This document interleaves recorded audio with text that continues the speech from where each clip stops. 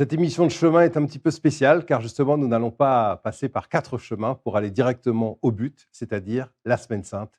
C'est parti.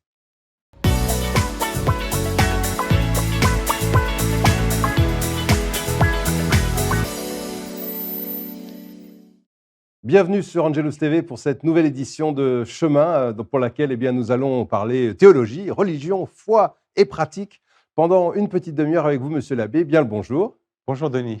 Alors nous allons entrer bientôt dans la Semaine Sainte à partir de dimanche. Dimanche, ce sont les rameaux. Est-ce que c'est considéré comme déjà le début de la Semaine Sainte? C'est le début de la Semaine Sainte, tout à fait. Alors on va, si vous le voulez bien, on va y aller chronologiquement. On va dérouler pendant les quelques minutes que nous avons ensemble, on va dérouler cette semaine qui va commencer dimanche. Alors dimanche, les rameaux, qu'est-ce que c'est? C'est le grand moment de l'entrée de Jésus à Jérusalem, accueilli par toute la foule, les pauvres de Jérusalem, les enfants de Jérusalem, qui accueillent Jésus comme étant le roi Messie, Donc c'est une entrée messianique. messianique, triomphale, comme celle annoncée par les prophètes. Et c'est à partir de ce moment que commence la dernière semaine, les derniers jours avant l'heure de Jésus, la grande heure dont on parle dans l'Évangile et pour laquelle il prie aussi. Donc en fait, les apôtres savent-ils qu'il arrive au bout de sa vie publique ou ils ne le savent pas à ce moment-là? Pas de sa vie publique, justement, ils ne savent pas ce qui va se passer. Pourtant, Jésus l'a bien dit à plusieurs reprises. Ils n'ont pas compris, on va dire. Ils n'ont pas compris, ils croient que enfin le Messie triomphant, il va réinstaurer le royaume D'Israël. d'Israël. Donc un roi triomphant, et c'est pour cela qu'ils suivent Jésus. Donc le malentendu, j'allais dire, entre le sens messianique du nationaliste et le sens messianique religieux et universel est encore présent à ce moment-là. C'est la grande confusion que feront aussi les grands prêtres et les scribes et les pharisiens entre le plan politique et le plan divin, c'est-à-dire la confusion entre le royaume de ce monde et le royaume de Dieu dont parle Jésus. Alors Jésus donc envoie les apôtres chercher un âne, si je me souviens bien, et il va monter cet âne et il va entrer à Jérusalem. Et alors quel est le sens du mot rameau? Pourquoi utilise-t-on ce mot? Qu'est-ce que c'est un rameau? C'est le symbole de la paix, c'est le symbole de la royauté. Donc ce sont des branches. C'est des branches, voilà. Alors il y avait des branches de palmier aussi. Oui, d'ailleurs en anglais on dit Palm Sunday, le dimanche des palmes. Voilà. Absolument. Et donc le monde portait ces rameaux pour montrer que Jésus était vraiment le roi Messie, le roi de la paix, qui apportait la paix. Et aujourd'hui, nous, en mémoire de ça, on a donc un acte avec des branches. Exactement. Et, la grande procession des rameaux, qui a été un petit peu arrêtée pendant le temps du Covid. Et puis on reprend à partir de cette année à Bucarest un grand témoignage de notre foi chrétienne. On suit Jésus dans ce moment spécifique de sa vie où il s'approche plus que jamais de son but ultime, la croix, donner sa vie sur la croix. Alors, dans l'archidiocèse de Bucarest, on va se retrouver avec notre archevêque et puis tous les autres évêques, tout le clerc de Bucarest et les paroissiens de toutes les paroisses à l'église du Sacré-Cœur ce dimanche à 15 heures. Et on partira en procession, comme il y a eu cette procession faite par Jésus, il y a plus de 2000 ans à Jérusalem, pour témoigner notre foi dans la résurrection du Christ et pour suivre Jésus dans sa passion, puisque c'est le sens de cette semaine sainte dans laquelle on va rentrer ce jeudi saint. On suit Jésus dans sa passion, dans cette lutte ultime de la grâce avec le péché. Et nous savons que Jésus est ressuscité, donc nous faisons cet acte de foi dans la lumière de la résurrection du Christ. Et donc, à partir de 15 heures, on partira en procession avec les rameaux à la main jusqu'à la cathédrale Saint-Joseph.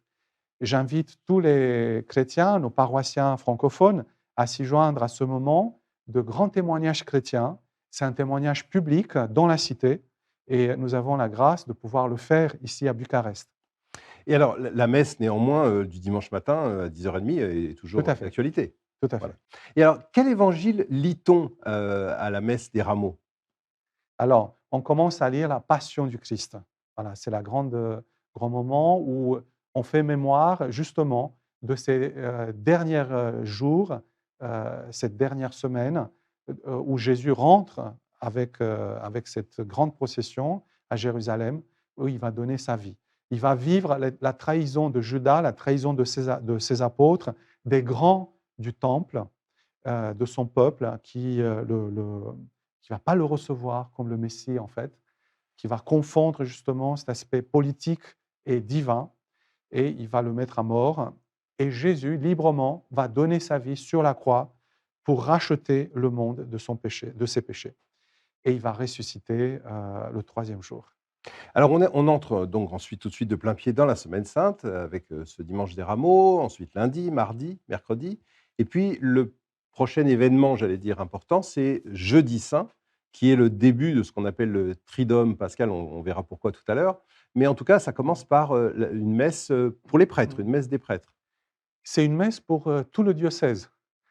Donc, selon la tradition, le jeudi saint, le matin, l'évêque, il va bénir les huiles saintes, notamment l'huile des catéchumènes, L'huile qui va l'huile, servir à baptiser donc, voilà, avec lequel sont oints les baptisés, les futurs baptisés, oui, oui. l'huile des malades, avec lesquels sont oints les malades, qui demandent le sacrement des malades, et le saint crème, voilà, dont sont oints justement les baptisés et les prêtres.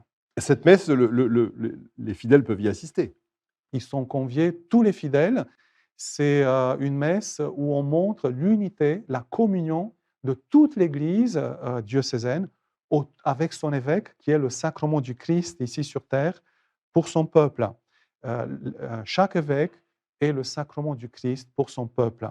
C'est le bon pasteur qui guide ses brebis. Donc, autour de l'évêque, le jeudi matin, nous allons nous retrouver tous les prêtres de l'archidiocèse de Bucarest avec les fidèles À la cathédrale. à la cathédrale Saint-Joseph, le matin à 9 h, il me semble bien. Et durant cette messe, l'évêque il va bénir les huiles saintes. C'est juste avant l'entrée dans le Triduum pascal, donc on parlera tout à l'heure, c'est 3 jours saints, saintes, avant Pâques. Ah, il faut rappeler que, liturgiquement et ça vient d'ailleurs de nos grands frères dans la foi, les Juifs, liturgiquement, le jour commence au coucher du soleil de la veille. C'est-à-dire que le vendredi saint commence le jeudi soir, au coucher du soleil, après les vêpres. Voilà.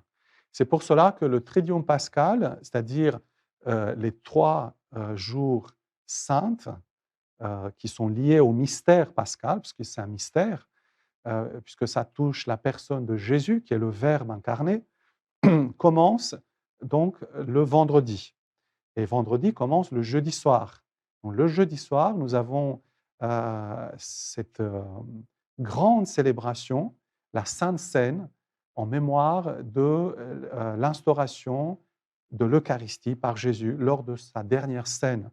Nous connaissons tous ce moment extrêmement puissant, extrêmement fort, où Jésus va laver les pieds de ses disciples et il va instaurer, pour la première fois, une nouvelle présence au milieu de son Église, la présence eucharistique. Donc, il va instaurer l'Eucharistie. Donc, dans chaque Église, le jeudi saint, le soir, il y aura la célébration de la Sainte Seine. Lors de cette célébration, le prêtre, l'évêque, il va laver les pieds des 12 disciples, des 12 chrétiens, comme Jésus lui-même l'a fait. Et Jésus dit, faites-vous aussi comme cela entre vous. Et puis, nous allons revivre le mystère de l'institution de l'Eucharistie. Cette célébration va se terminer par l'adoration des saints espèces, enfin de l'Eucharistie, dans un lieu qu'on appelle le reposoir. On va leur poser Jésus eucharistique, qui est à la fois le symbole du jardin de Gethsémani, où Jésus a souffert son agonie, et puis aussi le lieu où il a été emprisonné pendant cette nuit. Et donc, nous allons vivre, être présents auprès de Jésus, souffrant son agonie, auprès de Jésus prisonnier, qui offre sa vie pour le rachat du monde. Donc, nous rentrons effectivement dans les derniers jours de la passion de Jésus, les moments les plus importants pour notre foi chrétienne. Alors, revenons sur cette sainte scène, donc le repas. À ce moment-là, Jésus institue, la messe. Il crée la messe puisqu'il dit: «Faites cela en mémoire de moi», mais en disant: «Faites ceci en mémoire de moi» à des personnes en particulier, à des hommes, est-ce qu'il ne crée pas aussi le prêtre? Si, c'est la création, des prêtres, si j'ose dire, la création, l'institution, L'institution, du oui. sacrement, de l'ordre. Les prêtres sont choisis par Jésus, parmi les hommes, pour servir le peuple chrétien en faisant mémoire chaque jour de, son amour dans le sacrement de l'Eucharistie, en rendant présent, la personne du Verbe éternel qui a donné sa vie en Jésus pour le rachat du monde. Et donc, c'est très fort, et donc il faut beaucoup prier. C'est la grande fête des prêtres, le jeudi saint. D'ailleurs, c'est pour cela qu'en général, surtout en Roumanie et à Rome, la messe chrismale, qui est, comme on le disait, un signe de grande communion avec l'évêque, se fait le jeudi saint. Voilà. Dans d'autres pays, on le fait entre lundi et mercredi, pour permettre aux prêtres d'être libres le jeudi pour cette grande célébration du soir, la Sainte Seine. Alors, à la paroisse, du Sacré-Cœur, la partie francophone, à quelle heure ce sera la cérémonie jeudi? 20h30 20h30 jeudi, le jeudi jeudi. soir, Voilà. très bien. Alors, nous entrons donc dans le vendredi saint qui est, une des journées les plus importantes pour un catholique, dans l'année. Racontez-nous le vendredi saint, sa signification, qu'est-ce qu'on doit faire, qu'est-ce qui est d'obligation et cetera? C'est, avec le mercredi saint, mercredi des cendres, le jour où l'Église demande obligatoirement de jeûner et de faire abstinence. C'est-à-dire de ne pas manger du tout de viande et de s'abstenir aussi à manger, trop. Enfin, en gros, pas Voilà. manger quoi, si on Pas peut. manger si on peut, Voilà, ou au moins, un petit peu de pain voilà. et de l'eau. C'est le jour où Jésus a donné sa vie, pour nous sauver sur la croix, et donc nous faisons mémoire de son chemin de croix et de sa passion. Voilà, c'est la grande iniquité du monde qui est portée par Jésus avec tout son amour de fils de Dieu, et il va faire ce grand sacrifice de sa vie librement sur la croix. Donc nous allons, revivre, d'une manière, sacramentelle, liturgique, ce grand moment de la vie de Jésus qui est pour nous sauver, pendant l'office de la Passion.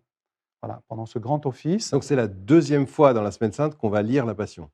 voilà, on va lire la Passion, on va vénérer la croix, la Sainte Croix, et donc cet grand office commence par un temps de silence. On rentre dans les ténèbres, hein, c'est-à-dire c'est vraiment la seule lumière, c'est la lumière de la croix du Christ. Et donc les prêtres s'avancent dans le silence vers l'autel qui est dépouillé de tout, et ils vont se prosterner, ils vont faire la grande prosternation en signe de l'identification avec Jésus. Le prêtre, en fait, pendant la célébration, il est Jésus.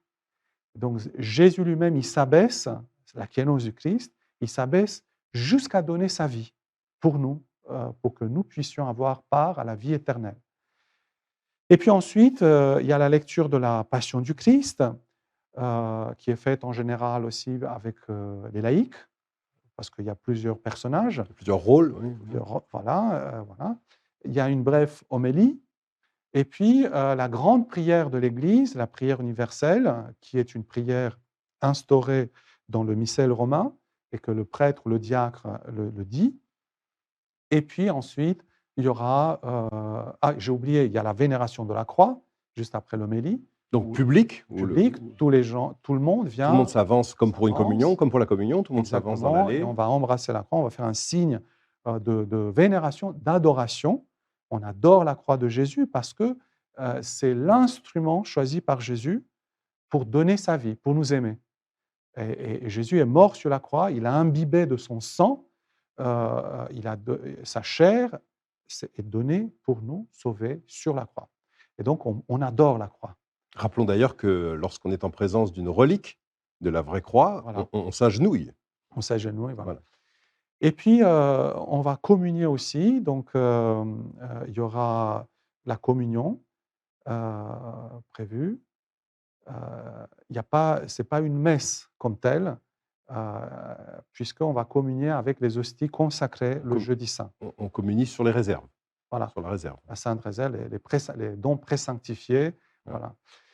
Et et puis, la célébration, pendant cette célébration, selon la tradition de l'Église, on chante les chants dits impropères, c'est-à-dire les chants de Jérémie, du prophète Jérémie, qui pleure en fait, voilà, sur Jérusalem, sur le monde qui renie le Seigneur, qui va mettre à mort son Dieu.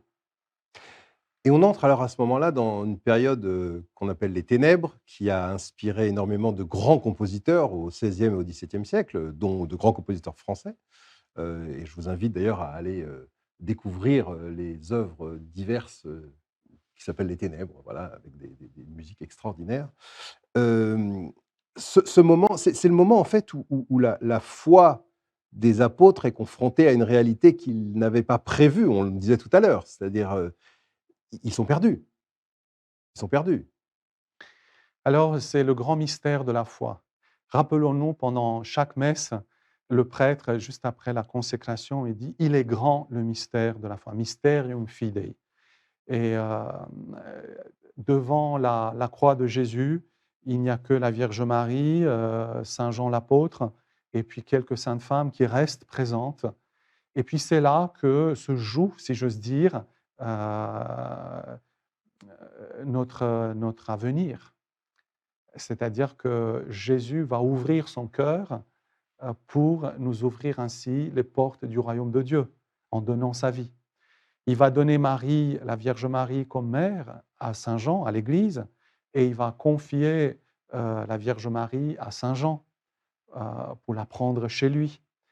C'est le moment où Jésus va dire les dernières paroles sur la croix, des paroles qui ont été retenues dans le cœur de la Vierge Marie et de saint Jean, et les 7 paroles de Jésus en Est-ce croix. qu'on peut rappeler ces 7 paroles et à quel point elles sont importantes? Elles sont extrêmement importantes puisque c'est comme un testament, de l'amour de Jésus et qui nous donne le sens de ce que vit Jésus sur la croix. Et donc, notamment, voilà: «Voici ta mère, voici ton fils», donc des paroles que nous retenons dans notre cœur puisque, nous sommes les fils de la Vierge Marie. L'Église, elle est la fille, de la Vierge Marie. La Vierge Marie est notre mère. Ah, le cri de soif de Jésus: «J'ai soif», c'est-à-dire il a soif de l'amour, des hommes, des gens qui l'entourent et qui ne l'aiment pas, et il a soif de l'amour du Père en tant qu'homme, et que rien ici sur terre ne peut montrer, ne peut, assouvir cette soif. Rappelons que la grande, enfin la Mère Teresa, sainte Mère Teresa, elle a vécu d'une manière très charismatique ce cri de soif de Jésus. Ce cri d'amour de Jésus. Alors l'abandon dans les bras du Père. Jésus va vivre pour nous, comme une sorte d'absence du Père au moment de la mort. La mort de Jésus, elle est atroce, comme chaque mort d'ailleurs, puisque Dieu n'a pas créé la mort. Dieu ne veut pas la mort, même du pécheur, encore du juste. Et donc Jésus, il va vivre cela pour nous. Et à travers toutes ces paroles, mon Père, entre tes mains, je remets mon esprit, nous invite de rentrer dans une confiance filiale et à offrir notre vie comme lui-même il a fait sur la croix. Ces 7 paroles de Jésus vont finir, si j'ose dire, vont s'accomplir dans le silence de la mort de Jésus, dans le silence du tombeau du Christ.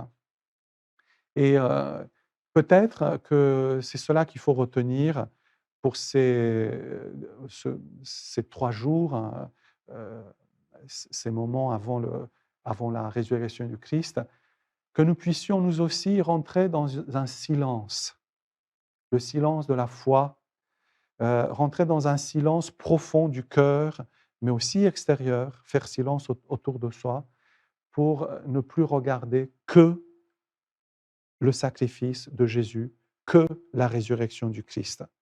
Alors, c'est à ce moment-là que nous arrivons donc à ce dimanche tant attendu dans l'année, j'allais dire, la plus grande fête chrétienne, le dimanche de la résurrection. Les femmes vont au tombeau pour oindre le corps de Alors, Jésus. avant ce dimanche, donc on passe à travers le Oui, samedi saint, qui est le jour de Marie, le jour du silence, et puis le soir, on va vivre la vigile pascale, qui est la résurrection du Christ, la plus importante fête chrétienne. Et ça fait partie de ce triduum pascal comme la plénitude, le but vers lequel sont tendus toutes ces journées, tout ce temps du carême que nous venons de vivre. Pendant la grande vigile pascale, il y aura les baptêmes d'adultes ou des petits-enfants. Selon la tradition chrétienne, c'est pendant la vigile pascale qu'on baptisait, que les gens recevaient le baptême, c'est-à-dire la vie nouvelle de la grâce. Alors, c'est aussi la liturgie de la lumière. La lumière qui est Jésus lui-même, qui resplendit dans les ténèbres, qui resplendit dans ces ténèbres de la mort. Eh bien, Jésus, le Fils de Dieu, ressuscite.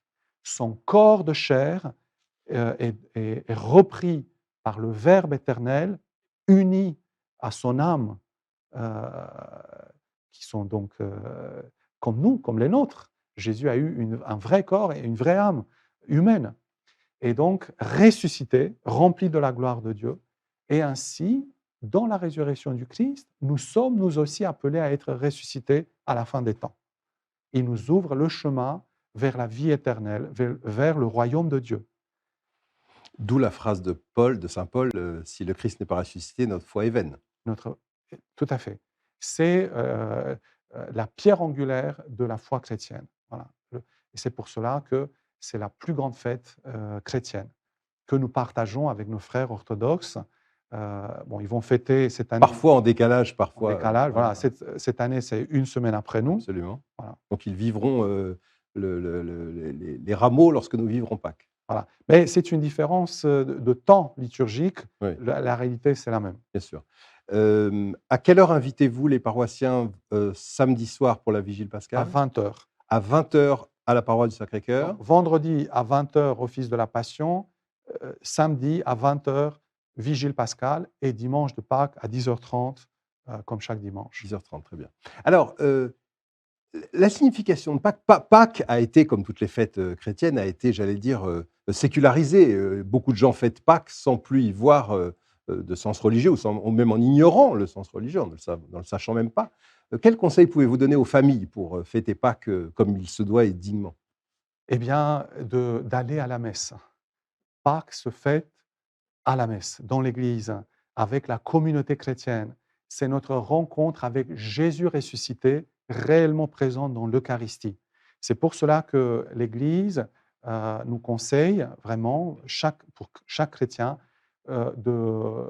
d'aller se confesser et communier le jour de Pâques ou au moins pendant les fêtes pascales. Voilà.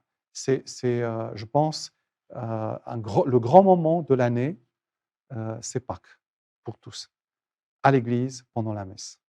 Merci Monsieur l'abbé, merci beaucoup. Nous allons vous retrouver à l'église directement pour cette Semaine sainte. C'est l'occasion de rappeler que cette Semaine sainte, la Semaine sainte, il y a plusieurs événements qui se déroulent, vous l'avez entendu, mais il y a aussi des déclarations importantes qu'il faut rappeler, dont il faut rappeler la réalité. Par exemple, Jésus dit: ceci est mon corps et ceci est mon sang. Il ne dit pas ceci symbolise mon corps ou ceci symbolise mon sang. Il est très clair: ceci est mon corps, ceci est mon sang. Il faut rappeler aussi que le jour de Pâques, Jésus est ressuscité avec un corps de gloire, mais il est ressuscité. Ce n'était pas une illusion magique à laquelle ont été soumis les apôtres. Il est ressuscité. Voilà, c'est sur ces mots importants qu'il faut rappeler et qu'en Roumanie, on utilise en signe de bonjour, on dit Christ est ressuscité et les gens répondent il est vraiment ressuscité. C'est sur ces mots que je vous souhaite une très bonne fin d'après-midi sur Angelus TV.